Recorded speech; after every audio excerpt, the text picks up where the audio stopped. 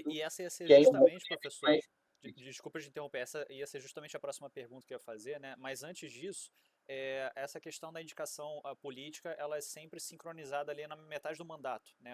Assim que está na metade do mandato, o presidente metade. ele indica uma nova diretoria, porque isso garantiria de alguma forma esse trade-off, como você falou, esse equilíbrio dos poderes, Aham. uma leitura ali de que caso esse presidente venha a mudar, um outro presidente com outro espectro político pegaria literalmente metade desse mandato, dessa indicação, e assim sucessivamente. Isso seria um regime democrático republicano mais aceito no mainstream, por assim dizer. Não seria isso? Sim, isso. E até onde você vê. E antes disso também, professor, aqui, enquanto você estava falando, né, por isso que é bom papo de economista, sempre dá uma ideia lá e já puxa outra coisa. Essa questão do regime de meta de inflação, e agora eu vou fazer uma provocação, na verdade. Até que ponto é um selo de que eu quero vender o meu produto, o Brasil é um produto, eu quero vender um selo de que, olha, a gente é um país aqui em desenvolvimento, classe média, a gente tem meta de inflação, tá? A gente não tem aqui um negócio desordenado. Até que ponto isso é só uma sinalização para outros países desenvolvidos? Até que ponto ela realmente funciona a meta de inflação? Porque o que eu observo ao longo da história, né, pelo menos desde que quando eu comecei a estudar economia, é que a gente tem uma meta e a gente ultrapassa essa meta. Né? Isso é uma forma legal de sinalizar para os países que a gente tem um mínimo de regramento aqui técnico, né, desses instrumentos do Banco Central, ou na prática isso não, a meta de inflação é algo para inglês ver e não funciona nos países de uma forma geral? Não, acho que a experiência empírica, todas as evidências que a gente tem muitos artigos, né, que testam isso, né? Compara o regime de metas com outras formas de fazer política monetária, porque não é o mundo todo que, né, que implementa o regime de metas com sistemática de condução de política monetária. E desculpa interromper, professor, isso é uma coisa de país que não é totalmente desenvolvido economicamente? Porque eu não vejo, por exemplo, os Estados Unidos ter uma meta de inflação explícita. Né? Isso é Não, uma coisa de classe média? De país de posso, classe média? posso discorrer sobre isso? Com certeza. Então, os Estados Unidos estão atualmente, desde 2012, eles atuam sob a sistemática do regime de metas de inflação, apesar do mandato dual, né, do mandato duplo. Desde 2012, os Estados Unidos aderiram explicitamente, né, a um regime de metas de inflação Flexible Inflation Target, que eles dizem. Em 2020, essa sistemática passou por uma grande reforma, uma reavaliação, e hoje em dia eles atuam sob o FAIT, Flexible Average Inflation Target. Né? É um regime um pouquinho mais complicado do que o nosso, porque como eles durante muito tempo viveram perto do zero lower bound, né, daquele limite inferior a zero para a taxa de juros, né, a taxa de juros da inflação foi muito baixa. Agora tem esse repique, a gente acaba esquecendo isso, mas até antes da pandemia, os países envolvidos viveram aí um período de taxas de juros extremamente baixas e inflações extremamente baixas também, inclusive em decorrência da crise subprime.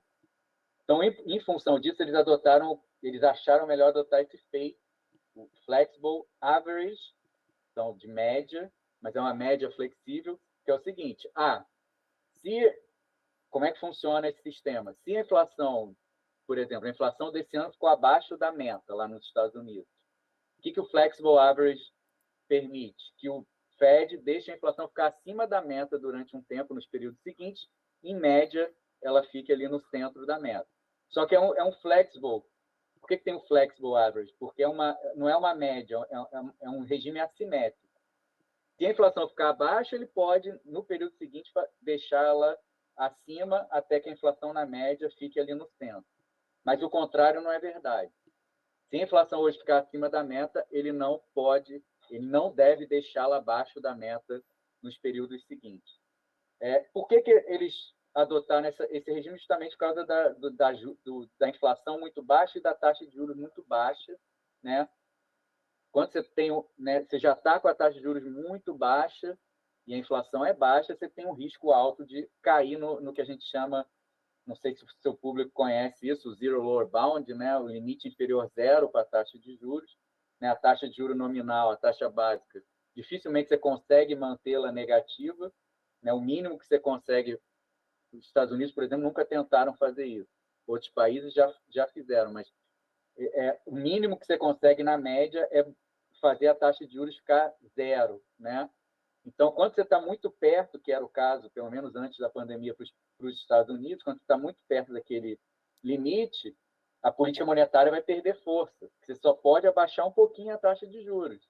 E aí você precisa de outros instrumentos para tentar estimular a economia. Porque, em geral, né, se a inflação está caindo, se a sua atividade econômica está caindo, se você abaixou a taxa de juros e não conseguiu recuperar a atividade e a inflação, você precisa de outros instrumentos. Uma forma de fazer isso é se comprometer com uma inflação mais alta no futuro, né?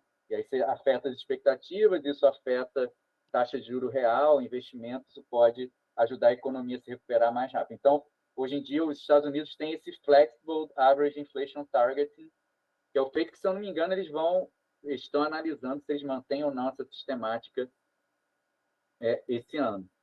Mas voltando à sua pergunta, existe uma evidência empírica consistente, robusta, de que regimes de meta realmente auxiliam países a terem um desempenho macroeconômico melhor, principalmente os emergentes. A evidência mais robusta, basicamente, a evidência diz o seguinte: para país desenvolvido não faz muita diferença. Na verdade, é o contrário do que você estava pensando. Para país desenvolvido, ter ou não ter meta de inflação, os que têm e os que não têm, mais ou menos, têm desempenhos macroeconômicos controlando por outras variáveis, né, eles têm desempenho macroeconômico similar. Ter regime de metas não faz tanta diferença para um país desenvolvido. Para país emergente, não. Tem vários artigos encontrando evidências que sugerem que países emergentes que adotam regime de metas têm desempenho macro significativamente melhor do que os que não adotam regime de metas. Tem inflação em média mais baixa, sem precisar abrir mão de crescimento, ou seja, inflação mais baixa com crescimento igual, né, do PIB. E também economias muito menos voláteis, menor variabilidade, tanto do crescimento do produto quanto da inflação.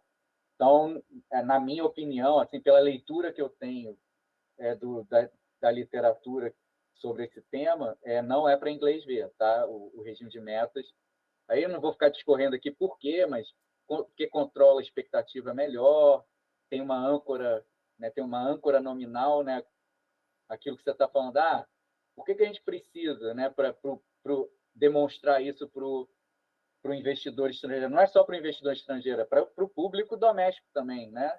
Você precisa de um Banco Central de alguma forma comprometido com o controle da inflação para controlar as expectativas e o Banco Central realmente conseguir controlar a inflação. Porque o nome do jogo em política monetária é expectativa, tá?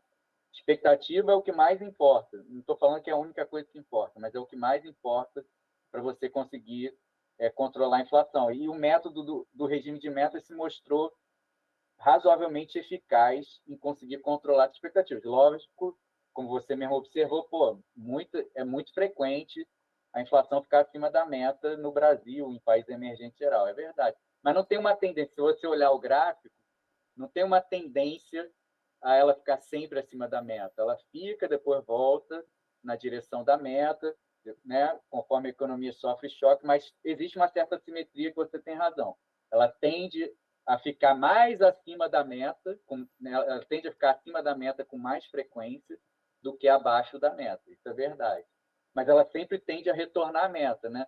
Não sei se os seus assinantes vão gostar do jargão econômico, mas como a gente é economista, a inflação é estacionária aqui, né? Ela tende a voltar para a meta.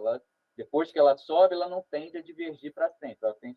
E os regimes de meta para economias emergentes são particularmente importantes para ancorar essas expectativas, né? O que a gente chama de âncora nominal. E, professor, jargão econômico é o que a gente busca aqui, então fica à vontade sempre de passar esse economês. O público gosta de entender melhor essa técnica, ainda mais, né, com a didática ali sua, você explicando sobre isso. Mas de que serve também essa questão da nomeação, né, por questão de inclinação política? O que você sente que pode ter mudado, professor, nessa transição do Campos Neto com o Galípolo, em relação a essa questão do instrumento do Banco Central, ou do desempenho, dessas expectativas dos agentes, do governo, etc. Então, essa é uma questão interessante, né? Porque o Galípolo realmente tem um histórico de formação. Você pegar a formação dele é heterodoxa, né? É o que a gente chama aqui de heterodoxia econômica, né? Umas pessoas que, uns economistas que não acreditam nos modelos tradicionais e na forma tradicional de fazer política monetária. Porém, ele como diretor, se você olhar lá o desempenho, as votações dele como diretor, e uma vez que ele assumiu a presidência do Banco Central, ele, né, parece que a atitude dele está muito mais consistente com o ortodoxo do que com quem ainda acredita na heterodoxia. É só especulação aqui. A minha hipótese, uma hipótese totalmente especulativa, é que ele viu na prática que o buraco é mais embaixo. Na hora de fazer política monetária real, ele viu que aquilo lá que ele pregava como acadêmico ou como, né, participante do mercado, que ele foi economista de banco também, não funcionava na prática. Ele viu lá o que funciona na prática, ele viu que, né, o que funciona na prática está muito mais associado ao pensamento ortodoxo do que ao heterodoxo. Mas é uma especulação minha, tá? Mas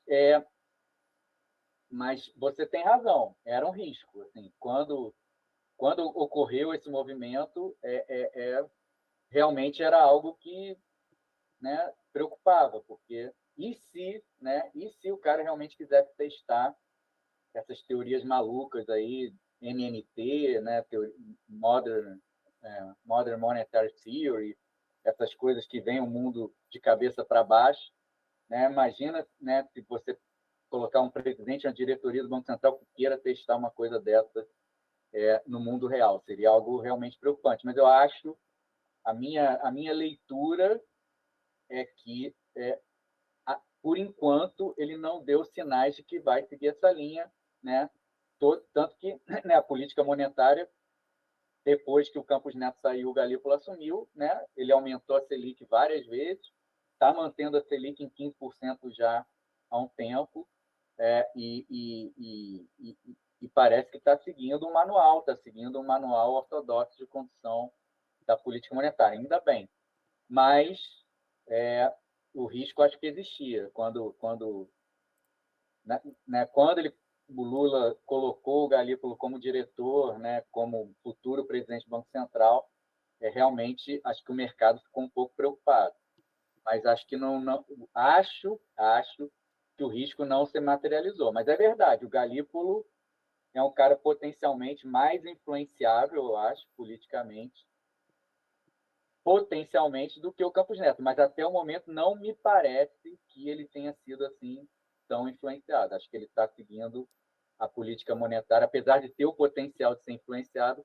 Esse potencial, na minha visão, ainda não se manifestou, mas pode ser que no futuro se manifeste. É Tá? mais um aceno político ali da heterodoxia, né? O cara de segunda a sexta heterodoxo e final de semana ortodoxo, né? Mas na prática o cara acabou cedendo mais a pauta mais clássica ali, econômica. A política monetária que foi feita depois que ele entrou como presidente do Banco Central. Seguiu, né, a cartilha que a gente normalmente está acostumado a ver nos bancos centrais. Isso, você acha que essa explicação também, em termos de postura, faz sentido lá atrás para Guido Mantega, né, em outros momentos ali da economia brasileira ou não? Então, teve um momento ali que o Banco Central claramente sucumbiu. Na época ainda você não tinha.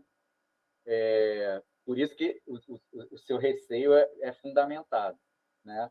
A gente já teve uma experiência em que realmente o Banco Central não resistiu à pressão política, que foi ali na época em que o Guido Mantega era o ministro da Fazenda e a Dilma era presidente da República.